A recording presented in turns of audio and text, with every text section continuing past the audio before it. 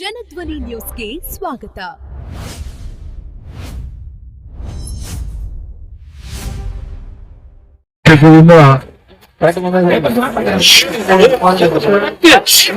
ನಾವೆಲ್ಲ ವಿಜಯಾನಂದ ಕಾಶ್ಯಪ್ ಅವರಿಗೆ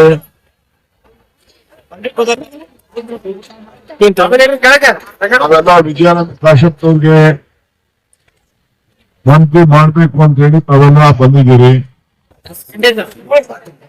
ಬಹಳ ಸಂತೋಷ.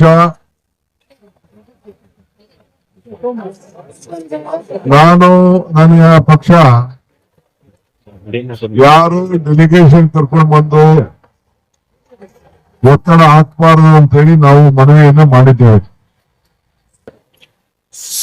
ಎಲ್ಲರಿಗೂ ಆಸೆ ಇರ್ತದೆ. ಮೊದಲನೇ ಸತಿ ಗೆದ್ದವರಿಂದ ಹಿಡಿದು 8-9 ಸತಿ ಗೆದ್ದವ್ರು ಕೂಡ ಎಲ್ಲರಿಗೂ ಕೂಡ ಮಂತ್ರಿ ಆಗ್ಬೇಕು ಅಂತ ಆಸೆ ಇರ್ತದೆ. ವಿಧಾನ ಪರಿಷತ್ ಕೂಡ ಆಸೆ ಇರ್ತದೆ. ಆದ್ರೆ ತಾವೆಲ್ಲ ನಮ್ಮ ವರಿಷ್ಠರದು ಅವ್ರದೇ ಆದಂತ ಒಂದು ನಿಯಮವನ್ನ ನಾವು ಪಾಲನೆ ಮಾಡ್ಬೇಕಾಗ್ತದೆ. ನನಗೆ ಕಾಶ್ಯಪ್ನವರು ಬಹಳ ಚೆನ್ನಾಗಿ ಆತ್ಮೀಯ ಪರಿಚಯರು, ನನ್ನ ಸ್ನೇಹಿತರು. ಅವರ ತಂದೆ ಕೂಡ ನನ್ನ ಜೊತೆಯಲ್ಲಿ ಶಾಸಕರಾಗಿದ್ರು, ಮಂತ್ರಿ ಆಗಿದ್ರು. ಅವ್ರ ತಾಯಿ ಕೂಡ ಶಾಸಕರಾಗಿದ್ರು. ನಾನು ಕೂಡ ಬಂದು ಎಲೆಕ್ಷನ್ ಮಾಡಿದ್ದೇನೆ. ಸೊ ಎಲ್ಲ ಕೂಡ ನನಗೆ ಅರಿವಿದೆ. ಅವರ ಪಕ್ಷ ಯಾವ ನಿಯಮಗಳನ್ನ ಇಟ್ಟು ತೀರ್ಮಾನ ಮಾಡ್ತಾರೆ ಅನ್ನೋದು ಇನ್ನೂ ನನಗೆ ಗೊತ್ತಿಲ್ಲ. ನಮ್ಮ ಕಾಂಗ್ರೆಸ್ ಪಕ್ಷ ಯಾವತ್ತೂ ಕೂಡ ನಮ್ಮ ವರಿಷ್ಠರು ಎಲ್ಲರೂ ಕೂಡ ಒಟ್ಟಿಗೆ ತೆಗೆದುಕೊಂಡು ಹೋಗುವಂತ ಕೆಲಸ ಮಾಡ್ತಾರೆ. ಕೆಲವರು 7ನೇ ಸತಿ, ಕೆಲವರು 6ನೇ ಸತಿ, ಕೆಲವರು 5ನೇ ಸತಿ, 4, 3, 2, 1 ಈ ರೀತಿ ಎಲ್ಲ ಕೂಡ ಆಯ್ಕೆ ಆಗಿದ್ದಾರೆ.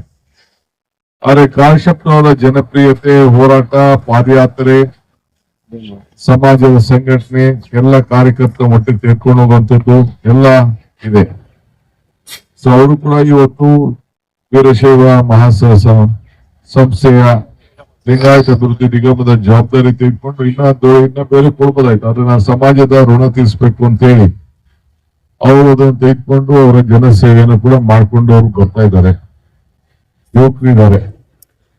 ನಿಮ್ಮ ಏನು ಭಾವನೆ ಇದೆ ಆ ಭಾವನೆಯನ್ನ ಖಂಡಿತ ನಾನು ವರಿಷ್ಠರಿಗೆ ನಾನು ತಿಳಿಸ್ತೇನೆ. ಮುಂದಕ್ಕೆ ನಮ್ಮ ಗುರಿ 28ಕ್ಕೆ ನಮ್ಮ ಗುರಿ. ಸೊ ಅದಕ್ಕೆ ನಾವು ನೀವೆಲ್ಲ ಸೇರಿ ಕೆಲಸ ಮಾಡ್ಬೇಕಾಗ್ತದೆ. 140 ಜನಕ್ಕೂ ಕೂಡ ಮುಖ್ಯಮಂತ್ರಿ ಆಗ್ಬೇಕು ಅಂತ ಆಸೆ ಇರ್ತದೆ.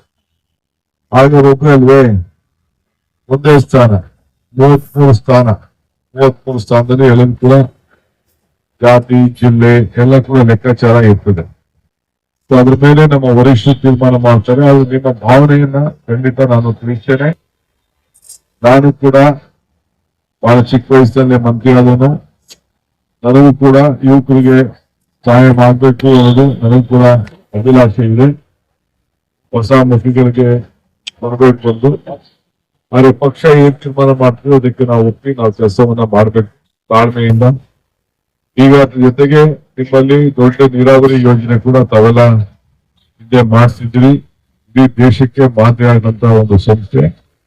ನಿಮ್ಮ ಬ್ಲಾಕ್ ಕಾಂಗ್ರೆಸ್ ಅಧ್ಯಕ್ಷರು ಕೂಡ ನನಗೆ ನೀರಾವರಿಯ ಸಮಸ್ಯೆ ಬಗ್ಗೆ ಮಧ್ಯಪ್ರದೇಶ ಮಾಡಬೇಕು, ತೊಂದರೆ ಆಗ್ತದೆ ಅರ್ಜಿ ಕೊಟ್ಟಿದ್ದಾರೆ. 2-3 ಅರ್ಜಿಯನ್ನ ನಮ್ಮ ರೈತರ ಬದುಕಿಗೋಸ್ಕರ ಏನಾಗಬೇಕು ಅಂತ ಸಮಸ್ಯೆಯನ್ನ ಅವರು ಕೂಡ ಆಲಿಸಿದ್ದಾರೆ.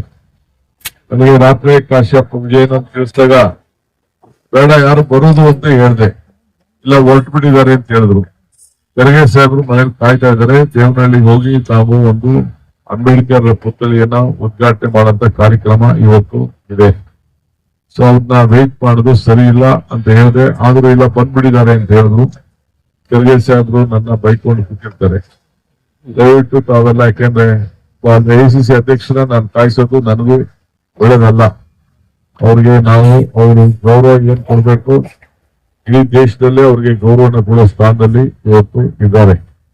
ಅದರಿಂದ ನಾನು ನಿಮ್ಮ ಭಾವನೆನ ಹಾಕೊಂಡು ನಾನು ಮಧ್ಯದಲ್ಲಿ ಬಂದು ನಿಮ್ಮನ್ನೆಲ್ಲ ಭೇಟಿ ಮಾಡಿ ಹೋಗ್ತಾ ಇದ್ದೇನೆ. ಕಾಶ್ಯಪ್ ಮಾತಾಡಿದ್ದೇನೆ, ಇನ್ನು ಲೀಡರ್ಸ್ ಮಾತಾಡಿದ್ದೇನೆ. ನಿಮ್ಗೆಲ್ಲ ಒಳ್ಳೇದಾಗ್ಲಿ. ಎಲ್ಲ ಒಗ್ಗಟ್ಟಿನಿಂದ ತಾವೆಲ್ಲ ಇಡೀ ಜಿಲ್ಲೆಯಲ್ಲಿ ನಿಮ್ ಸಮಾಜ ಎಲ್ಲಾ ಸಮಾಜನ ಒಟ್ಟು ತೆಗೆದುಕೊಂಡೋಗಿ ಕೆಲಸವನ್ನು ಮಾಡ್ಕೊಂಡು ಹೋಗಿ ನಿಮ್ಮ ಅಭಿಪ್ರಾಯ ನಾನು ನಮ್ಮ ಪಕ್ಷಕ್ಕೆ ನಾನು ತಿಳಿಸ್ತೇನೆ. ನನಗೂ ಕೂಡ ಯುವಕರಿಗೆ ಒಳ್ಳೇದಾಗಲಿ ಅನ್ನೋದು ನನಗೆ ಚಿಂತನೆ ಇದೆ. ಈ ವಿಚಾರವನ್ನು ತಿಳಿಸ್ತೀನಿ. ತಾವೆಲ್ಲ ಬಂದಿದ್ದೀರಿ, ದಯವಿಟ್ಟು ಯಾವ ಡೆಲಿಗೇಷನ್ ಬರಬಾರದು ಅಂತ ನಾನು ಮನವಿ ಮಾಡ್ಕೊಳ್ತೇನೆ. ಎಲ್ಲರಿಗೂ ನಮಸ್ಕಾರ.